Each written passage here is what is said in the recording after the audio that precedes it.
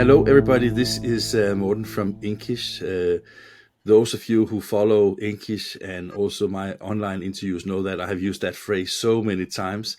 And it's always a pleasure because one thing is that you talk to people that you've been talking to before, also met in person. But I think in this particular case, I'm looking very much forward to talk to my new friend Joe, who lives in the States and who has a past career in the printing industry. And of course, we're going to have a talk about your venture with working with Landa, because with the current situation of Landa, I think a lot of people are, of course, very interested in how everything started. So, Joe, welcome here on English. Thank you for having me. I really appreciate it. Joe, as I said to you before we started the recording, were you one of those people that also attended drupa in 2012 and 16 and then for the first time saw nanography and Landa and thought that, wow, that is something I need to be part of? Well, the first time I saw it was 2016.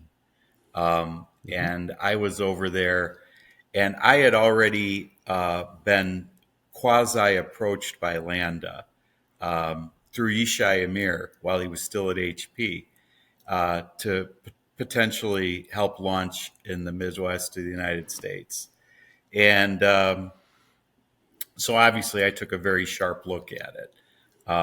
At the time, I had been working for Kodak, and Kodak was discontinuing a couple products that I was very successful with. And I looked at it and said, "Wow, this is the next big thing," because the second half of my career, all I did was launch disruptive technologies, whether it was for Heidelberg, Kodak, Dynapon Screen. That's fun stuff to do. Everything else to me So, isn't as fun. but so that basically means that when you looked at Atlanta at the time, you had a wealth of experience. So you knew what you had to look for, and also the let's say the presentations that Benny Atlanta did. Because I have said in the actually since 2016 myself, I also said that I think that the identifying the sweet spot of where the nanography should put in between offset and digital at the time was really, really well defined. Having a 40-inch press was huge. Being able to produce things in in uh, in set formats. So, like for the point of sale industry, which is huge here in the Midwest for the United States, I saw that as a huge opportunity, um, both from the speed standpoint and the format. The quality still wasn't there, obviously, but the dream was the quality would come. So, because it made sense Mhm. to me how Mhm. printing on the blanket would allow for smaller particle sizes and more process control. I must say that when I saw the sheets on 16, I agree with you that it maybe wasn't like the top notch thing, but I was still, because at that time when you looked at inkjet, most of the inkjet space in that time was more like transactional print, and it was Transactional more into printing. the book print. Yeah, yeah. Yeah. So I think that from that perspective, the Landa already ticked some boxes where I was from a, let's say, an industry quality perspective, thought that okay, this is bringing a new level of opportunities to market. So, but tell me a little bit. So you were there, and then what happened when you saw the machines and spoke to people at Dupa? Well, I didn't speak to a lot of other people. I spoke to a bunch of HP people, and because I think they were more curious than anyone at that point from an industry, from the sales side of it, because it could impact their business, I think, the most.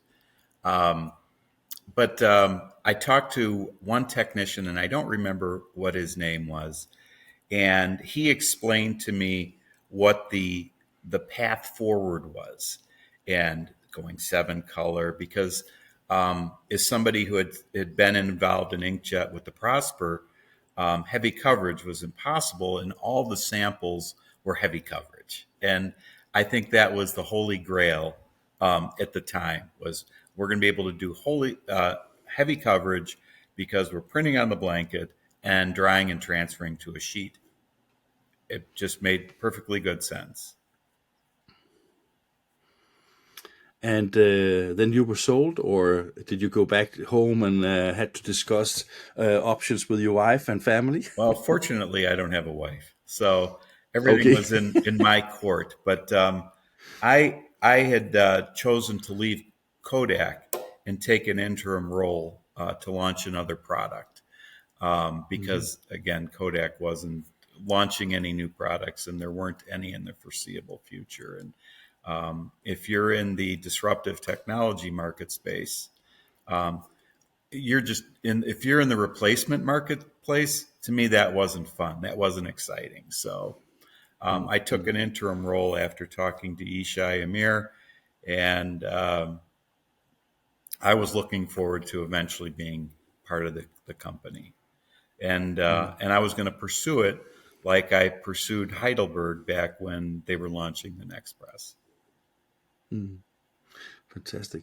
So, when you started working for Landa, I mean, was that like the sales position in the Midwest from the beginning, or what was your role at Landa when you started? I was in sales, obviously, and it was more to pontificate and seed the market, do presentations, and create interest and start building the funnel from, a lot of people were interested in Landa, and a lot of people would talk to me, but it was really to refine and do the litmus test to see who were really good prospects and good targets for the technology because it wasn't something that was going to go anywhere. And like most new technologies, it has to be launched in the right account for it to be successful. If you put it in the wrong account, it would be devastating. And there's Mm. just certain people um, who claim to be good with digital who just weren't prospects for the technology. And Mm. part of the thing I do now in my retirement is talk to people about how to purchase technology because the one thing you learn over 30 some years is people don't understand how to buy something. They think they Mm. do, but in reality, they're either excited about one aspect of the technology. It's new, it's shiny, it's going to differentiate themselves.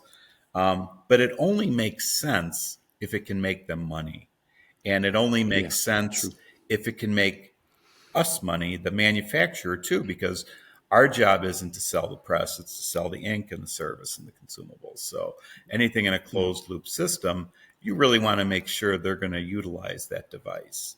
So Mm. anybody with low volume or somebody who maybe has 40-inch equipment and their production people are going to continue to use their other 40-inch technology, they weren't good prospects. So it's Mm. really, I think having that ability to really discern who is a good prospect is essential in that whole thing. When you started with that, how was the process? I mean, I guess the time was like everybody was excited and a lot of people onboarding. It was like a crazy startup time, I guess, right?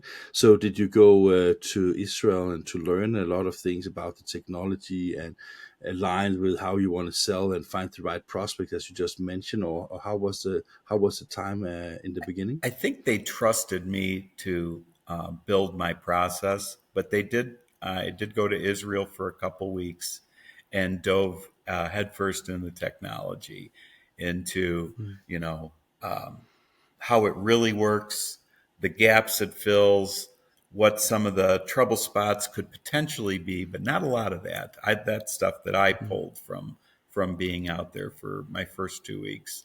Um, Mm. and I think to me, the company at that point seemed further along than I thought they were. They had Okay. already started their system plant too, and were building a lot of the Komori frames, and it seemed closer to market than I think most Mm. people believed. And there were Mm. already target accounts in the U.S. That from 2012 and 2016 had Mm. expressed very serious interest about being the first. The one of the biggest of which was Imagine in Minneapolis, that does point of sale and does a lot of kitting. So if you're doing kits, it's a perfect solution. It was a very good fit. The fly in the ointment there is the company was sold to venture capital right before the transaction was ready to finalize. So a press was ready to come to the United States, and a decision had to be made very quickly who could be um, that first installation. And I disagreed with the first installation, but it wasn't my decision to make. So we had a great Yeah, yeah, manager in the U.S. at the time, Nachum Corman, who's a brilliant man and one of the better. I know him. Yeah, he's probably one of the best people I've worked for in my career, because he is really a brilliant man. So Fantastic. I remember at the first Printing United in the US, was it 2019? It must have been after anyway, yeah, because I was invited to an open house with virtual packaging in Dallas, where they had both an Hycon and a Landa machine, right? yep, And I was just like, we were there for the Hycon, but I think that everybody was just looking at the site because there was this new big machine that not so many people have seen in let's say in a real production environment, and I was, I mean, it's a big machine. It's quite fascinating to see the technology, and even at the time when it didn't run at full speed, it was still like, okay, this is a potential game changer to almost to Benny Landa's words, where it was like maybe even the machine that could replace offset technology, right? That is replace quite amazing to offset think of. and replace pretty much every digital device that was on the market. Precisely, And precisely. Yeah. and virtual Um, packaging, even though not a high volume shop, gave us the ability to have a demo center, to have it work in a facility that did very short runs, because they grew the other way. They grew from yeah, mock-ups and extremely short runs of 5 for trade shows to hundreds and eventually thousands. So yeah. that portion was a good fit. Then how many years did you work for Land? I can't even Five remember. years. You told me Five 5 years. years. Okay. So and when did you stop? I stopped. It was January 6th, 3 years ago, Three and years ago. it was after a trip to Israel with some senior people from a very large printing company who had already purchased one Landa from me, and it was a beautiful trip to for them to see behind the scenes and understand where we were going. And it was with the chief stockholder and a lot of people. But after that trip, um, I was kind of pushed aside from the account, and some Okay. people from Israel really wanted to take over. And probably because I'm very honest in how I deal with people. These are people who have been a customer of mine throughout the years, and from various companies. And I believe if you're in sales, your reputation precedes anything else. So Yeah. I am a true believer in an open kimono, especially when you're buying something that isn't perfect. I think you have to set the expectations properly, that things aren't going to be beautiful, and that it's not going to be an easy start, because all new it had nothing to do with Landa. It's all new product launches are a struggle, and if you set the expectation too high, you'll never meet that goal. And not saying I set it really low, but I wanted to be realistic. And at the time, I don't think the people I was working for knew how small the printing industry was, because the three top leaders from Landa came from the chip machine manufacturing environment. And the printing industry, as you know, is very small and intimate, mm, and we all talk and we all know mm, each other. And even from the sales side, from the manufacturer side, every one of the other sales, we all know each other. And we move around like yeah, little, yeah, tokens on a board. It's like, oh, he went to yeah, Fuji, he's now at yeah, Canon, he's now at HP. And that's kind of funny, but we all keep in touch. And our customers communicate with each other. They have roundtable of course. groups. Mm, And if you have a flaw anywhere in your system, everyone's going to hear about it. mm. And that was Was that like kind of case? Because I mean, as I said to you, the one of the things that which I actually don't know if if it's the truth or not the truth, but some of the rumors that were said about Landa, that was like relatively strict NDAs with customers, so customers could not speak out openly about the challenges they had with the machines. And is that true, or was that just something that no, is a rumor, or do no, you? that Mm, is, and one way to prove that theory is anyone mm, who's had a Landa pulled out who didn't keep mm, their Landa press, you notice you don't hear anything about it. It's mute. yeah, And it's sealed. Yeah. you don't hear anything negative ever anywhere. And some of the stuff you hear that's positive might be public relations. It might not be Mm, reality. Like mm, when you mm, hear about two installations on a site, the second mm, press might be to help the shortcomings of the first press, and maybe mm, a weak an interesting rental agreement is created, so the customer can get a second press relatively inexpensively for the first year or two, mm, and then the mm, payment jumps exponentially, like sevenfold.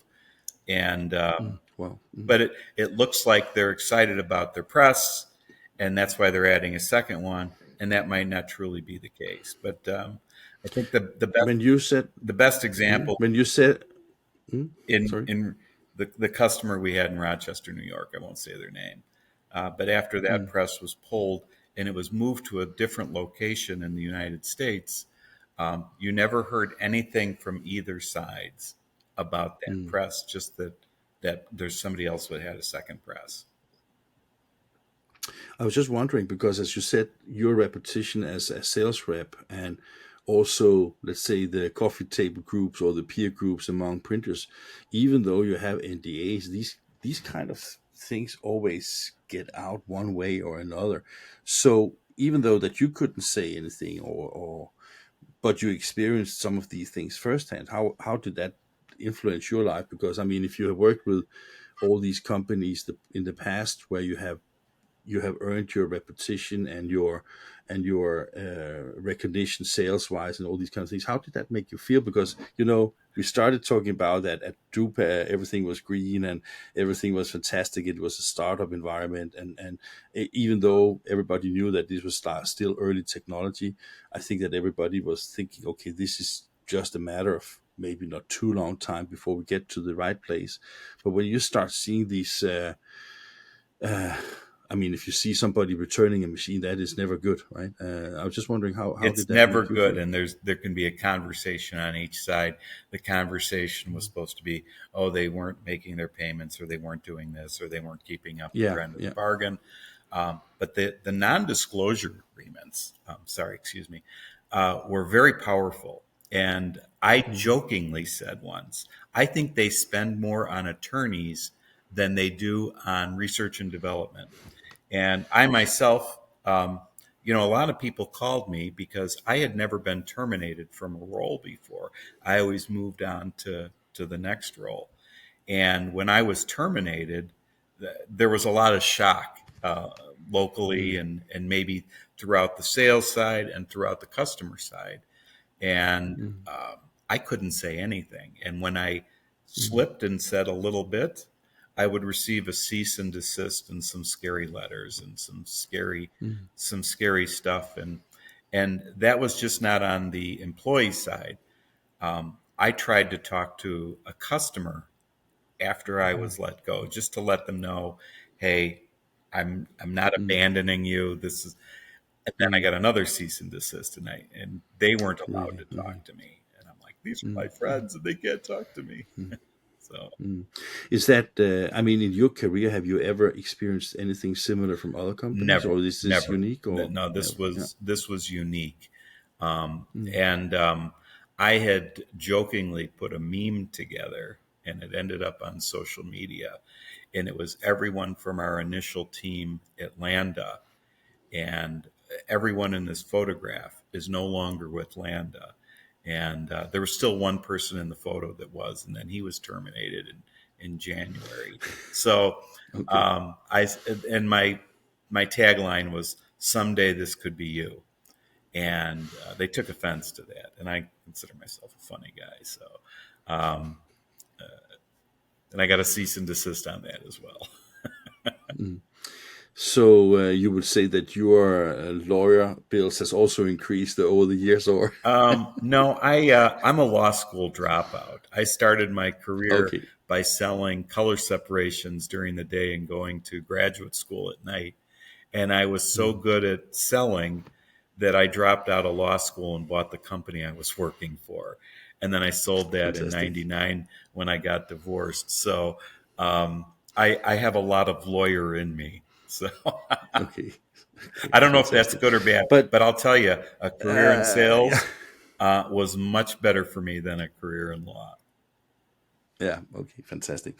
So, Joe, the things started to, I would say, accelerate, but at least to some extent, change, because I guess that when you saw that the machines that you were selling were maybe not delivering 100% on their promises, or at least within reasonable time, what did you do? I mean, because that is, as you said, if you have this relationship with your customers, it must be difficult to go and be very convincing about it, but still you have an obligation to your employer. Yeah, and transparency, believe me, is paramount because people buy from people they trust. And when I was excluded from meetings, hey, so and so is coming over from Israel, but we don't want you at the meeting. That was because I was going to be the litmus test because the customers would look at me and say, Mm. is this really what's going on? And Okay, so they kept you out of the loop in order to make sure that you didn't tell the truth, even though that was what they were expecting from the customer side, because they know you. yeah, exactly. And Mm. I mean, that's really what led to my January 6th termination is I said, well, Mm.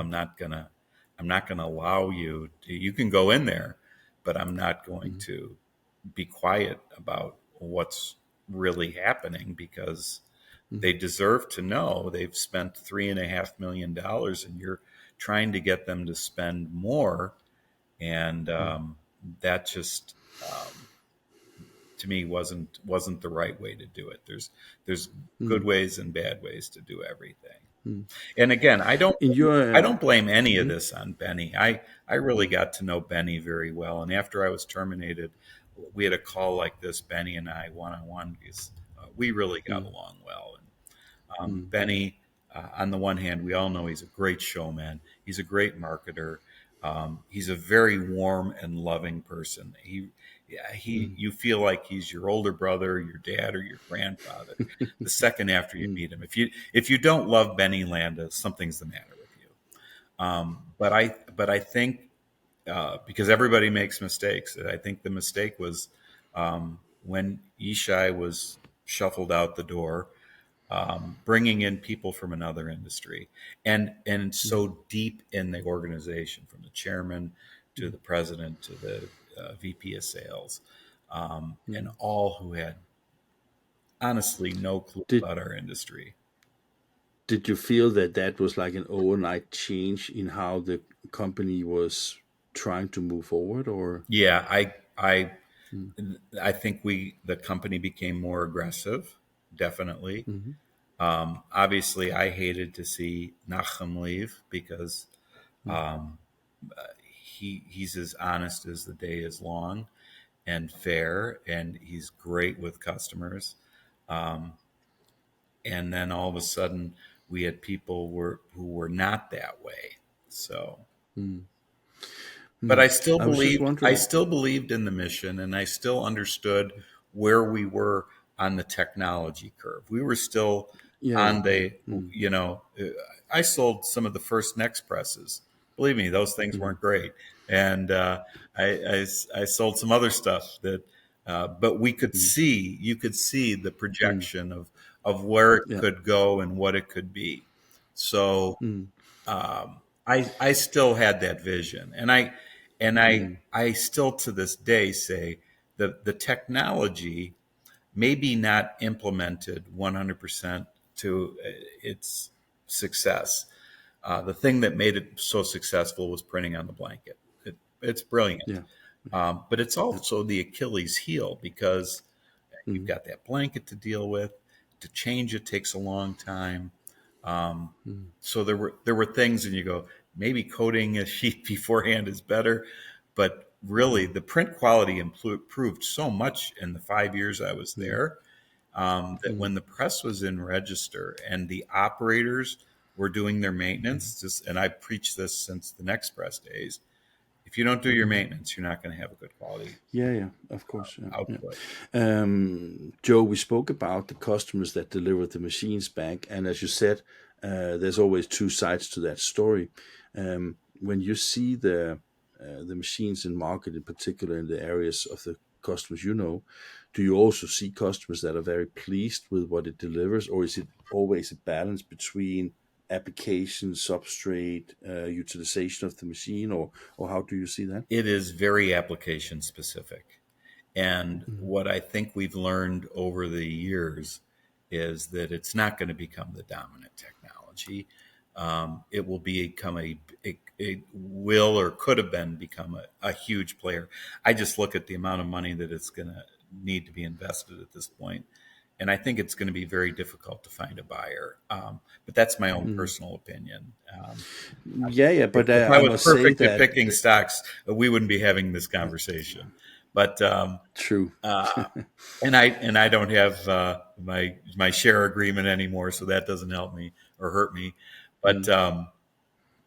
I No, definitely, but I think you're right because I think that the speculations that obviously is taking place right now, and also why we write these stories and talk to people, is to get an understanding. I mean, because when people say that HP might be a buyer, I'm saying that, but HP will never buy sample print heads. That I can't imagine no. that part of it, right? And I don't think it's easy to replace with HP print heads because it's different technologies, basically, right? Then you look at some of the other players, and there's always like, should Koenig and Bauer buy it with a Komori frame? No way. I mean, there's too many I saw things, many that. I rumors in the laughed, and I'm market. like, Yeah, yeah, they're coming to yeah, market with their Durst product, and yeah, it makes a lot of sense. And Komori yeah. is probably one of the larger creditors because Landa bought a lot of frames from them. So, Precisely. Yeah, yeah. but I don't believe, And because I worked for the Japanese for a while, and I know how the Japanese won't release anything until it's without no, flaw. And maybe they take yeah, way too long to release something because it has to be perfect. But the flip side is you know what you're buying. And yeah, I had a customer that had both a Canon ProStream and had a Landa, and you look at mm, that and you go, that press was ready for market when it hit the floor. I worked for Screen. The screen presses were bulletproof. They, honest to God, they blew my mind. Being in digital for so long, I'd go. Customers would complain, "Oh, you don't have any service people near us," and the talking point would be, "Well, you don't need them," and that was true. The screen, I think, the most undervalued product on the market today is the screen label press. That should be the dominant player. It's bulletproof. I think I think you're right. It's funny talking about the screen because I have been so fortunate seeing quite a few printing companies having it, but I also think it's kind of funny because I think actually they have sold more than the market actually believe because they are also quiet. Yeah, So and they so when I spoke to you know you remember that he looks very old. I don't think he's that old, but the guy that ran Screen America, Joe, do you remember Yeah. him? Oh yeah. Yeah, yeah. I Joe did used an to have interview black with hair, and him. then all of a sudden it went white hair. I love him. He was white. Yeah, Yeah. yeah, yeah. I did an interview with him in Kyoto, and he was saying that, yeah, in his American Japanese accent, obviously, he was saying that, yeah, we reached 1,000 in volume, or maybe 1,200 in volume, or maybe a little bit more. Yeah. So it was just like funny thing, because if you have 1,000 machines in market on the 520, for example, Yeah. uh, that's not a bad market share for an inkjet printer, right? And So people it forget was about just it like, being under the hood of the Rico, So yeah, precisely, yeah. Except for the new one, right? But yeah. that's different. Yeah. But back to the Landa story. So when you got kicked out of Landa, I mean, you spent 5 years there. 5 years, Yeah. still a long time, and it must have made you kind of left in the cold somehow, right? I was a little bitter. I was a little angry. It was like going through a Mm, divorce again, to be honest with you. mm, mm, And I think it was uncalled for. Um, and then I felt like my reputation was being tarnished and I couldn't defend myself. I think that was, mm, looking back, the most difficult part of it is I was mm, just out on an island, and mm, I still had career years ahead of me, and I didn't see anything that was going to be a good fit for me. And here I was, a terminated employee. I feel like that's the scarlet letter to wear anywhere. I just um, it really took a toll on me, and that I don't mm, think it was the. I already had a couple heart issues, but I know mm, it didn't help it any. mm. Yesterday, I wrote a LinkedIn about it's first part of the NDAs, and then you were actually posting in the thread a letter from a lawyer, and how they were, like, using legislation against you. That must be icing, negative icing on the cake, when you spend 5 years in a company and then you are treated with lawyers. I mean, if somebody from Landa has called you and just say, "Hey, Joe, could we Yeah, just go quiet?" Probably been better, or. I think that would have a lot of things could have been done much better, and Mm, and on mm, my part as well, because I mm, was definitely angry, but no, they mm, could have handled things much better. But quite honestly, you after you're terminated from Landa, you have to negotiate to get your final pay. And I had a pretty large commission hanging out there that mm, I wouldn't have received had I not signed another NDA mm, and mm, another stack of documents, and then have a cooling off period of, well, I don't know if it was 45 days or 60 days to get my money. And that just seemed very unusual to me. mm. One of the questions I was raising in my article, and I have no inside information, so it was pure speculations. But I was just thinking that, okay, if you look at the machine, the frame is Komori, the print head is a Fujifilm, Hmm. the UV is Harrison Bruno, Yeah, the dryers are now on the S11 Atmos, I think it is, right? So I yeah. mean, if you look at it, it seems that the two, let's say, three secrets you have left on this one is that computer software that controls everything, and Which is the inks, EFI.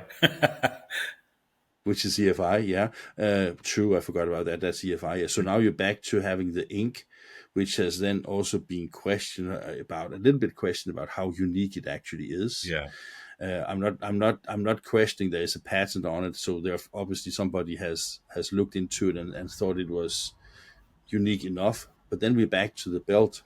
yeah, So when I was looking at that, I mean, that is not the reason for the NDAs. It must be because of some processes, Yeah. business processes, business decisions, all those kind that goes Marketing on decision. in the meet. A lot of Yeah, marketing and decisions. Yeah. yeah. So is that a qualified guess? You think I if I think say that's a that, because very, that is my you just said something really interesting, because nobody ever really talks about the ink. But back when the press was first talked about and nano ink, Rick Mazer from Kodak, who I love and adore. He's a great man. He said, "We already have nano ink. It's in the prosper, yeah and here's what it is. yeah We grind it yeah down. It's yeah. just we're carrying it in water. They're carrying it in a different way, drying it ahead of time. So, thank you, Rick. But there was, I can tell you, there was an interesting debate also on LinkedIn with a guy, Terry, a PhD in ink manufacturing. And he was initially saying that, well, nanoparticles in itself is maybe blah, blah, blah.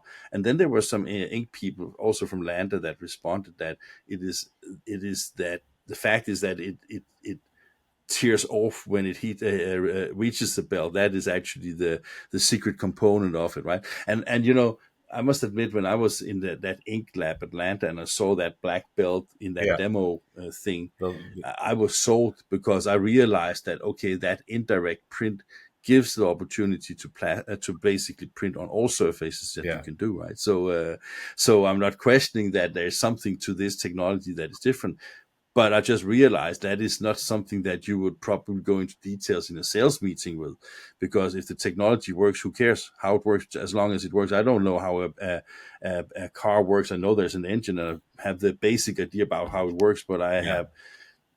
I can't fix it, right? So I was just wondering, and that was why I was concluding it must be something else that are covered by the NDAs. And basically, one thing is that the customers are kept in a short leash, but also the employees are kind of, I mean, of course you can't disclose anything, but I'm just wondering, is there I mean, you have experience from many companies.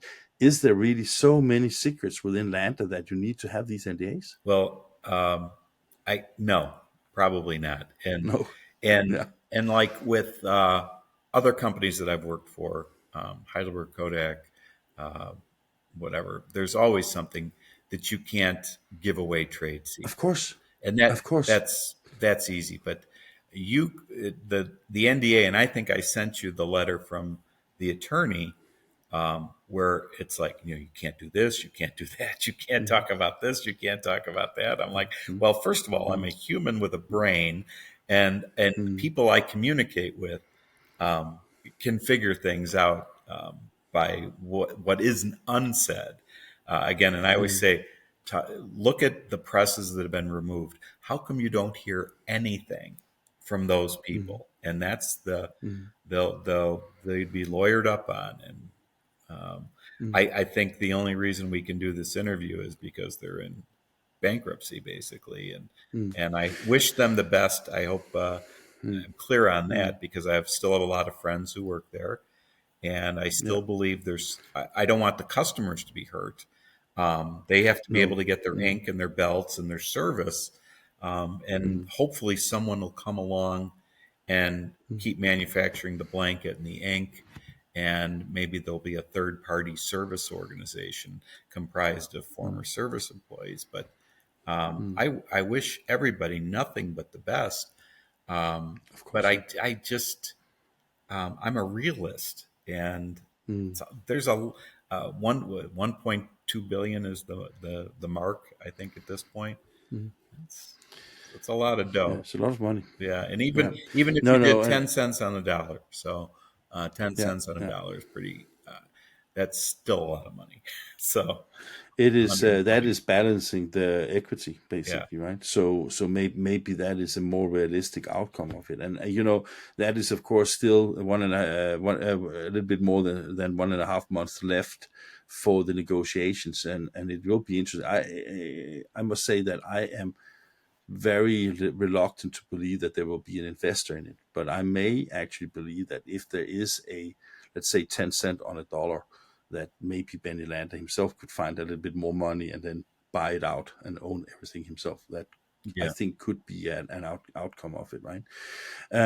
I you And I know just want to say I one. would agree with that, but with Lucix going down last year, and Yeah, he got a penny on the dollar for Lucix. yeah, That was a neat yeah, technology, but yeah, you can't compete with the Indians.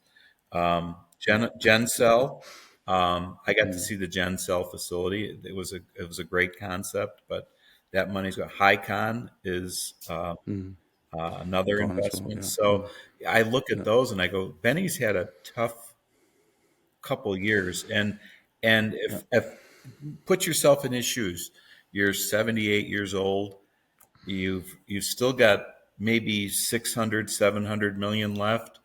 You might say, maybe it's time I just to just enjoy time to my take a break. beautiful Yeah.